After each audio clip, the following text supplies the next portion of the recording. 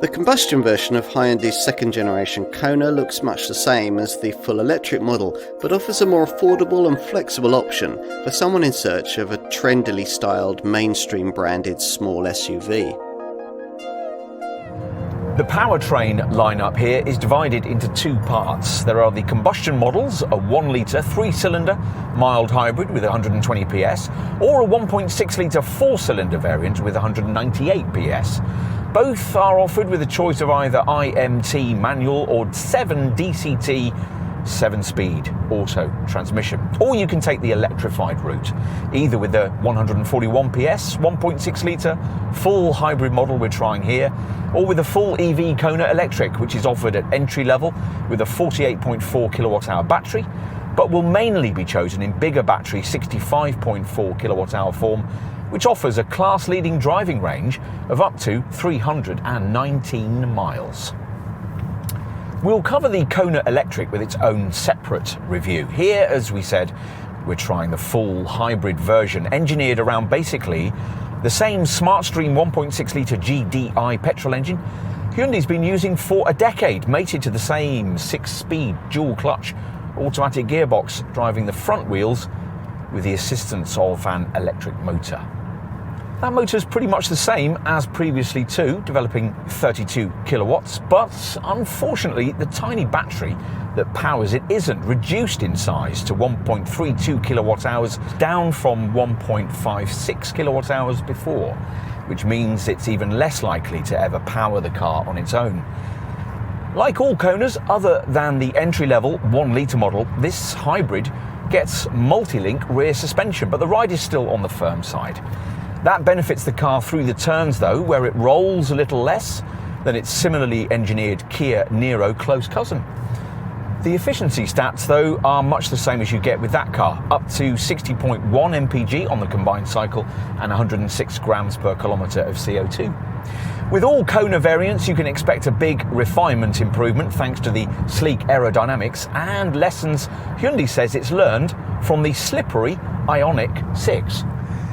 As befits its changing era, this second generation Kona was developed first as an EV, then as a combustion model.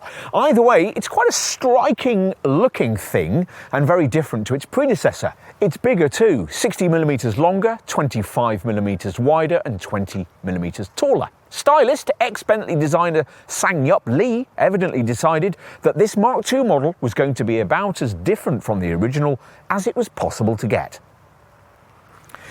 The easiest way to tell this combustion version apart from the EV model is here at the side, where angular black wheel arch cladding replaces the subtler body-coloured treatment of the electric variant. It's a distinctive profile with an angular crease that runs from low down just behind the front wheel arch to the rear door handle. There's also a prominent central swage line emphasising the 4,355mm body length, and a silver trim strip under the glass house sweeps up to the top of the tailgate. You get roof rails. Most models feature these 18-inch wheels, though 17 and 19-inch rims are also available, and this contrast-coloured roof option will be popular, as will the sportier-looking N-line versions. Back at the front, the twin creased smooth-surfaced clamshell bonnet has a leading edge above a super slim full-width light strip. The headlights and indicators sit in separate corner clusters, and the combustion version is set aside from the EV by its use of this three-dimensional garnish and skid plate instead of a radiator grille. The rear is equally distinctive, with light clusters built into the rear of the wheel arch trim. Another slim full-width lighting strip stretches across the slab-sided tailgate, and there's a silver-trimmed roof spoiler with a stoplight in the centre and a shark fin antenna just beyond. And it all sits on a new K3 platform that's currently the most advanced chassis Hyundai has for this class of car. So, will it be as radical inside? Let's take a look.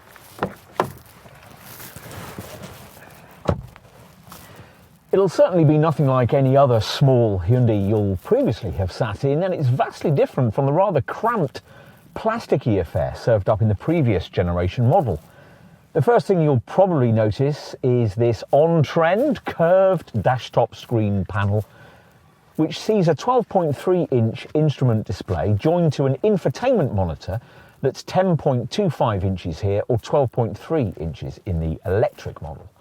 Look around and stylistic details throw themselves at you, all of it quite interesting, but none of it really fitting together as part of a cohesive design. Perhaps that's the idea. There's this strangely shaped wheel with its unusual oval centre bezel, the angularly layered dash on the passenger side, and a completely open centre console that doesn't quite reach the centre stack. On an auto model like this one, you'll initially look in vain for a gear selector. It's been relocated to a hidden stalk off the steering wheel. You're not perched particularly commandingly, but you do sit a touch higher than you would in a slightly smaller Super Mini based SUV on comfortable seats with standard lumbar support. There's plenty of cabin storage space and frontward visibility is excellent. Right, let's take a look in the rear. Sure enough, once inside it feels very different to the cramped quarters served up by the previous generation model. The boxier, airier cabin design helps with that perception, as do these useful quarter-light windows, though there's no panoramic glass roof option to further underline it. Legroom is usefully improved thanks to the 60mm wheelbase length increase and helped by these seat back cutouts. If you're looking at a Super Mini based SUV like a Ford Puma or even something supposedly slightly bigger in this class like a Volkswagen T-Roc, this is where you'll notice more space with this Hyundai. Having said that, you can really only still take a couple of adults comfortably back here, despite the relatively low transmission tunnel. This raised centre seat cushion makes sure of that. Let's finish with a look at the boot, which will be accessed by this power-operated tailgate, provided you avoid base trim. The hatch raises with a wide opening to reveal a 466-litre space. That's the same whether you specify a combustion or full EV powertrain. With everything flat, up to 1,300 litres of space is available with all the different powertrain options. So, does this car now have what it takes to make an impact?